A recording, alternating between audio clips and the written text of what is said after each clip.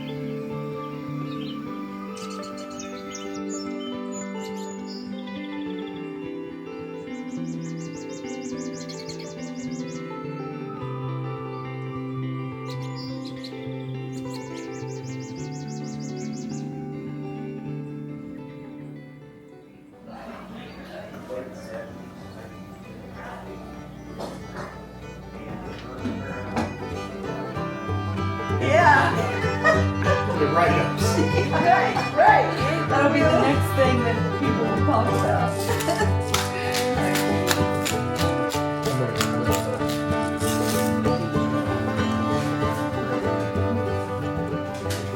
All from fresh ingredients, all from natural ingredients. Right, yes.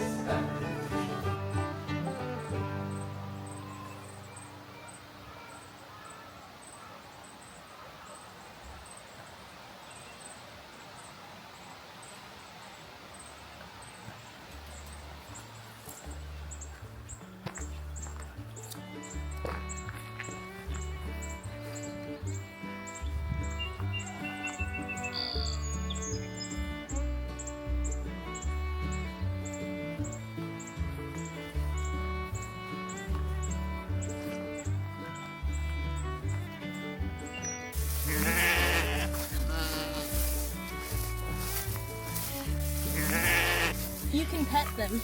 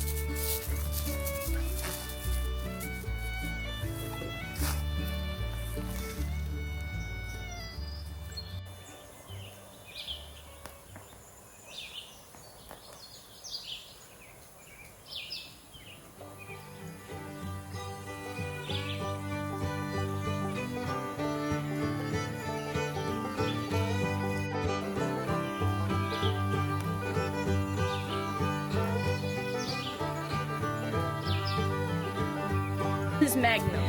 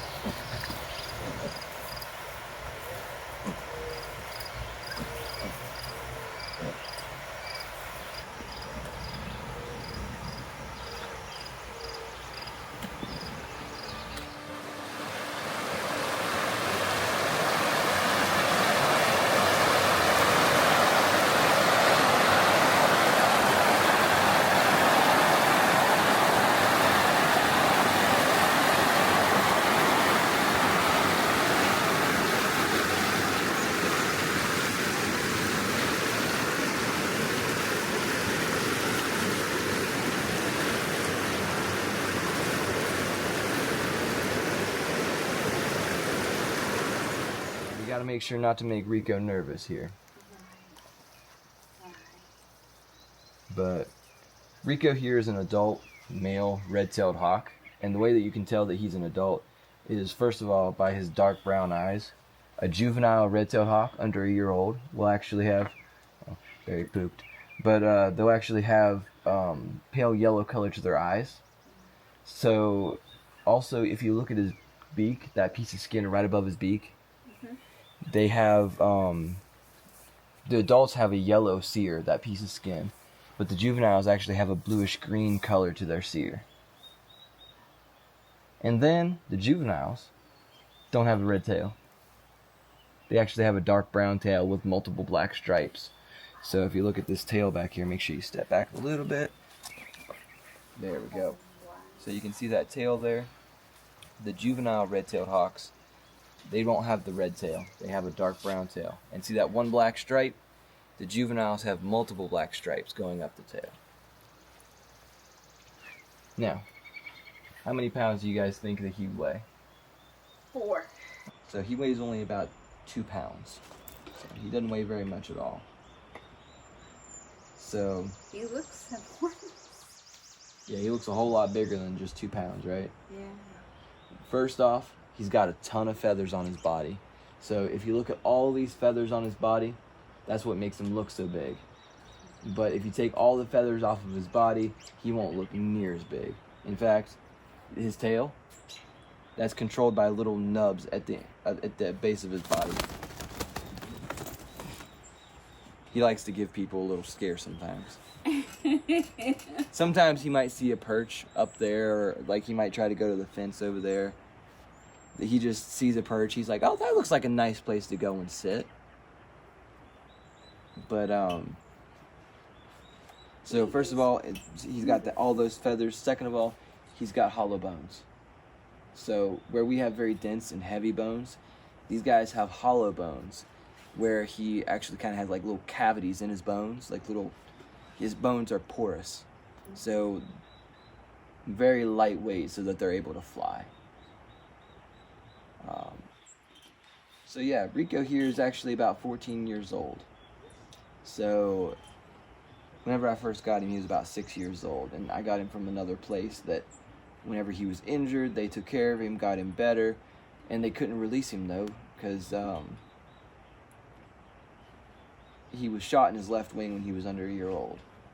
So he wasn't out in the wild very long doing his own thing before he got shot, and then was in captivity for 6 years. And during those 6 years, the people I got him from, tested his flight and was trying to see whether he'd be able to be released or not. But every time they tested his flight, there was just a little bit of something wrong.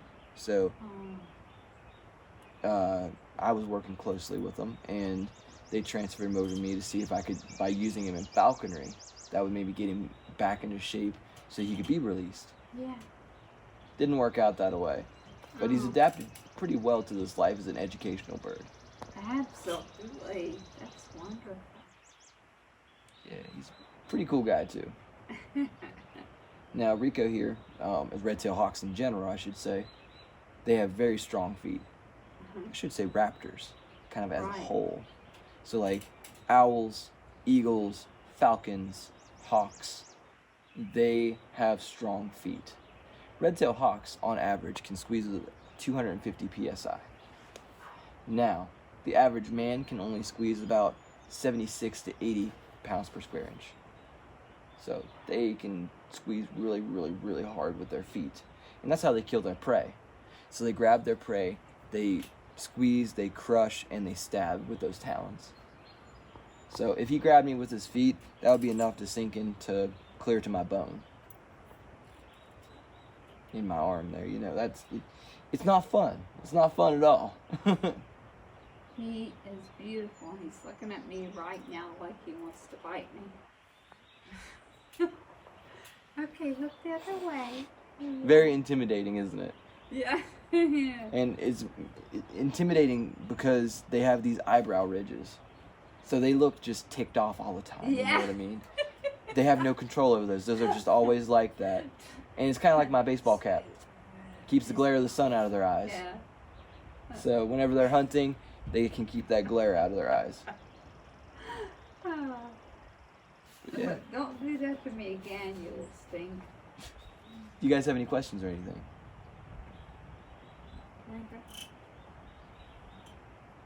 Okay. Does he fly free at all? I don't fly him free anymore. Because of that injury, it doesn't allow him to fly very well. So if he were to actually fly and try to actually fly up to that branch over there, he wouldn't be able to make it. So if he were on the ground and tried to fly up to that lowest branch, he couldn't make it that high. So that's why I don't fly him anymore in falconry at all, because it's almost sad watching him try to fly. Yeah, I get that. So whenever people talk about potentially getting hurt by these guys, they often ask me, has he ever bit you? And my answer is, yes, he has. But that's not really what I worry about. It's them feet. Those feet are really the ones that you have to worry about. That's their weapons. But yeah. Now, red-tailed hawks are the most common bird of prey you can see in North America. You can see them from Virginia to California, from Canada to Mexico, and anywhere in between. So you can see them in the deserts hunting, you can see them in the deepest woods, or you can see them in New York City eating a pigeon off of somebody's car. Ugh. I mean, are you ever afraid he's going to bite you in the eye? Like I said, the beak isn't something that, it can hurt if they do something, but that's not necessarily their weapons. Their weapons are their feet. Oh. So their weapons, what they kill with, what they defend themselves with, is their feet. So when he's looking at you right in the eyeball, he's not thinking, No, he's more thinking of okay, what is he thinking about, Okay. Okay. Does he have food? Okay. So it's not quite as bad as what people, whenever you first initially think of me being this close. But I also know Rico very well. I've been around Rico. I've had him I've been working with him for around I got him at 6 years old. He's 14 now, so like 8 years. Yeah. Well, we had in Scotland. He held one of the falcons there, and it was huge. And they had a little leather thing on it and all this stuff. Oh yeah. And it was just every picture that it looked just like it was so mad. Yeah. Yeah, like They had the leather cap. Yeah, on its head? yeah. Okay, so that's called the hood. And do you know what the purpose of that is? No. Because whenever you put a hood on a bird of prey, say a daytime bird of prey, it actually keeps them very calm. It's like covering a canary's cage up at night. So then, for one thing, then you can sleep. Yeah. And then, you know, they'll go to sleep too. And not Right. keep you up all night. Right. So once you put a hood on a falconry bird's head, nothing else exists. So they're very calm. That's Yeah. But yeah, I always like to teach people about these guys. So.